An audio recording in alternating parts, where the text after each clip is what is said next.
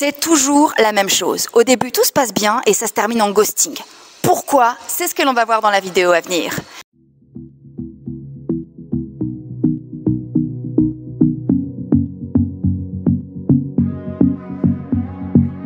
Non mais ça avait pourtant bien commencé, vous deux. Aujourd'hui, je vais vous expliquer un phénomène que vous devez souvent rencontrer. Imaginons, vous rencontrez quelqu'un, mettons sur Tinder ou dans une soirée, et une jeune fille que vous connaissez à peine, on va l'appeler Sophie, c'est pas comme si j'utilisais ce nom à chaque fois que je veux faire un exemple, et les débuts sont flamboyants, ok? La chimie est là, vous semblez capable de parler des heures et vous la trouvez mignonne, et là vous vous dites « Hey, ce serait pas le début de ma prochaine histoire d'amour ?» Et là, sans trop savoir pourquoi, comment, ça peut venir de vous, ça peut venir d'elle ou de vous, la magie disparaît comme elle est venue, à moins que vous ne soyez tout à coup dégoûté par elle et qu'elle soit déjà tombée de son piédestal. Et ça pourrait être pas si grave si c'était pas la 5e fois que ça vous arrive cette année et on est seulement en juin. Eh bien, on va décortiquer le phénomène et on va le prévenir. Mais avant de rentrer dans le vif du sujet, pour ceux qui ne me connaissent pas, laissez-moi me présenter. Je suis Lula Morales et je travaille dans le milieu du coaching depuis un petit peu plus de 10 ans. Et je suis là pour accompagner les hommes dans leur transformation et les aider à développer leur charisme. Et pour ce faire, je vous invite, si vous voulez aller plus loin, à rejoindre mon groupe Devenez charismatique. Peut-être que le nom va changer, mais en tout cas, le lien est en barre d'infos. Vous pouvez faire une demande d'accès. C'est un groupe privé où vous pouvez bénéficier de contenu exclusif avec jusqu'à 3 lives par semaine et un accès plus direct à moi puisque c'est plus simple pour moi en fait de voir vos posts et vos questions ici. Donc il est disponible en barre d'infos ou en commentaire épinglé. Vous cliquez, vous faites une demande d'inscription, elle sera validée par nous et ceci dit, on va pouvoir entrer dans le vif du sujet. Non, parce que rigolez pas, se faire ghoster à plusieurs reprises par plusieurs personnes, c'est beaucoup plus traumatisant qu'on le croit. Dans les deux sens, on peut mal le prendre. Si on se fait ghoster à répétition par des filles, on se demande ce qui va pas chez nous. Et quand on se retrouve à perdre son intérêt rapidement pour une fille, on se demande si on n'est pas devenu un monstre qui tombera plus jamais amoureux. Le fameux « il manque quelque chose » que j'entends de beaucoup de mes élèves qui draguent sur Tinder.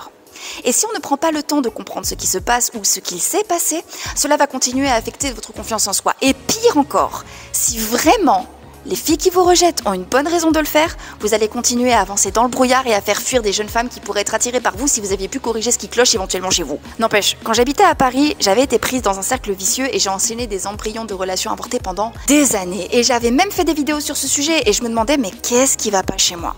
Qu'est-ce qui va pas chez moi? Qu'est-ce qui va pas chez moi? Et c'est quand j'ai vu le phénomène se dupliquer chez mes élèves, que je trouvais charmant et bien sous tout rapport, que j'ai compris que le problème était multifactoriel. Et face à cette situation, vous pensez peut-être que absolument toutes les femmes que vous allez rencontrer sont là pour se faire inviter à boire un verre ou à dîner et disparaissent dès qu'elles ont mieux à faire. C'est parfois le cas, mais pas toujours. Une femme peut très bien être authentiquement intéressée par vous au premier encart et ne plus l'être après le 3e malheureusement. C'est, je dirais, l'équivalent masculin de la fille qui se plaint parce que les mecs disparaissent à la minute où ils ont couché avec elle et qui ne se pose pas des questions sur peut-être il y a d'autres raisons pour lesquelles il la fuit. Je travaille avec des hommes et je sais que dans la réalité c'est infiniment plus complexe que ça et partir d'emblée sur ce genre de diagnostic vous empêche encore une fois de vous remettre en question. Et à l'inverse, imputer ce manque d'intérêt à vos uniques défauts peut saper votre estime de vous sans aucune raison valable. Et comme je le dis souvent, vous pouvez être la poire la plus sucrée du poirier, certaines personnes préfèrent les pêches. Alors, qu'est-ce qui se passe? Tout d'abord, comme je le disais plus haut, ce problème est multifactoriel. Voici une liste non exhaustive.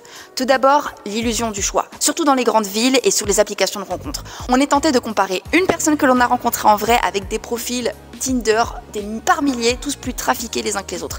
Un jeu dans lequel personne ne peut gagner en réalité. Deuxièmement, on peut exiger de l'amour qu'il nous fasse se sentir vivant. Je le disais déjà dans d'autres vidéos, pour notre génération et celles qui suivent, le couple n'est plus un projet, mais une expérience dont on doit tout attendre et sans faire le moindre effort. Et si ce que vous attendez de l'amour, ce sont des papillons dans le ventre et des shots d'adrénaline, pourquoi pas? Moi je suis pas là pour vous dire quelle direction doit prendre votre vie. En revanche, attendez-vous à ce que vos relations ne durent pas, car elles reposeront sur des émotions qui par définition seront temporaires. Troisième raison, l'abondance de la rencontre. Abondance de gens pas faits pour nous. Sur Adopt ou Bumble ou dans les bars d'en bas de chez vous, il y a à boire et à manger, littéralement et figurativement. Le problème, c'est que c'est beaucoup plus compliqué de garder espoir au bout de la 13e personne avec qui le début de relation se termine en queue de poisson. Cela occasionne une perte de temps, d'énergie. Une autre raison pour lesquelles cela peut vous arriver, ce sont de vrais dysfonctionnements internes pour le coup dont personne n'ose vous parler entre quatre yeux. Et là, je mets ma fierté de côté pour vous le dire, j'ai longtemps été archi bordélique, drama queen et amoureuse de l'amour et je sais que c'est entre autres pour ces raisons-là que j'ai pu faire fuir des hommes. Alors, qu'est-ce qu'on fait ? Tout d'abord, on crée l'anticipation et on le porte sur autre chose que la romance ou le sexe. Pour qu'une personne tombe amoureuse, il faut qu'elle se projette. Mais l'amener à se projeter sur le sexe n'est pas suffisant.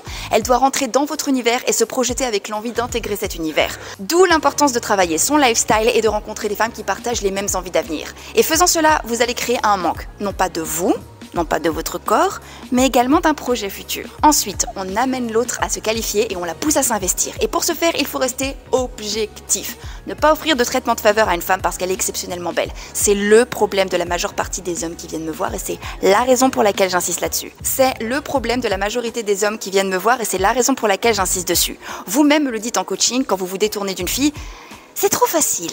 Il n'y a pas de challenge. Eh bien, comprenez qu'une femme peut aussi vouloir que ce ne soit pas si facile.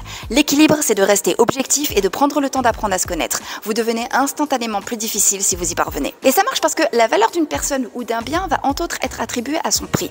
Repensez à la dernière fille sur laquelle vous avez crushé.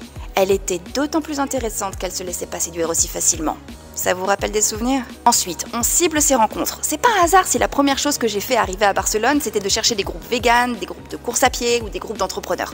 Je voulais rencontrer des gens qui auraient les mêmes centres d'intérêt que moi et dont je saurais évaluer leurs valeurs. Mais pour cela, il faut, désolé de vous dire les gars, développer sa personnalité, ses centres d'intérêt, ses convictions, etc.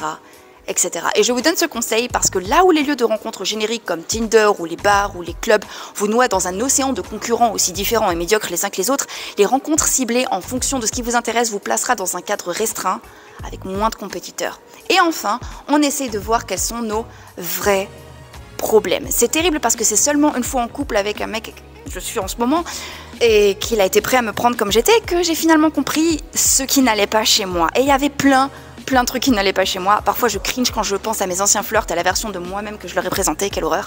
Mais même si c'est très inconfortable d'entendre la réalité, elle est la première étape pour que ce genre de situation difficile ne vous arrive plus. Cette vidéo est terminée, partagez-la si elle vous a plu, abonnez-vous si cette chaîne vous plaît, c'est important pour moi, et le référencement. La discussion continue avec respect dans les commentaires. Moi autrement je vous embrasse, prenez soin de vous et comme d'habitude n'oubliez jamais que si une petite quiche comme moi y arrive, tout le monde peut y arriver, donc maintenant, c'est à vous de jouer. Living life, every day, late at night, not okay.